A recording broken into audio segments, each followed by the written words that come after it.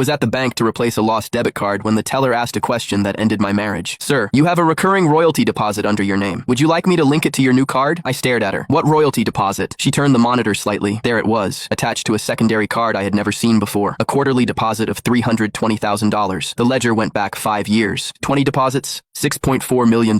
For a moment, the bank lobby went silent around me. I could still see my wife, Lauren, standing in my lab 5 years earlier with a stack of incorporation papers in her arms. You only know technology, she had said, smiling as she tapped the signature lines. Let me handle the business side. At the time, I was living on cold coffee and 18-hour design sessions. I barely read the documents. I trusted my wife. I signed where she pointed. After that, I became a special technical consultant at the company built on my own hardware designs. Lauren handled the finances. Lauren handled clients. Lauren handled licensing. Whenever I asked how Vesper Technologies was doing, she kissed my cheek and said, barely scraping by. Don't worry your brilliant little head about it. Every month, she gave me $1,200 for personal expenses and told me we had to be careful. Now I was looking at $320,000 every 3 months, quietly deposited under my name into an account I did not control. I took one slow breath, link it to my new card, I told the teller, and route every future deposit directly into my personal checking account. 5 minutes later, it was done. By 7 that evening, I was standing in Lauren's home office, opening her laptop. It took 3 tries to guess the password. Her birthday. She had never been as careful as she thought. The emails told the story better than she ever could. 7 major licensing agreements, all based on my hardware designs, all signed through Vesper Technologies. The contracts called my patents company assets, but the signature line belonged to Lauren Evans, not me. I kept scrolling and found the second story, Kevin West. At first, his messages were professional. Licensing fees, foreign clients, investor introductions. Then they became warmer, then intimate. I found photos from Paris, Singapore, Dubai, Lauren leaning against him in hotel bars, her hand on his chest, smiling in a way she had not smiled at me in years. Every trip she had called investor relations had a different backdrop and the same man. 5 years of stolen work, 2 years of adultery, and all I had received was a monthly allowance and a pat on the shoulder. At 2 a.m.,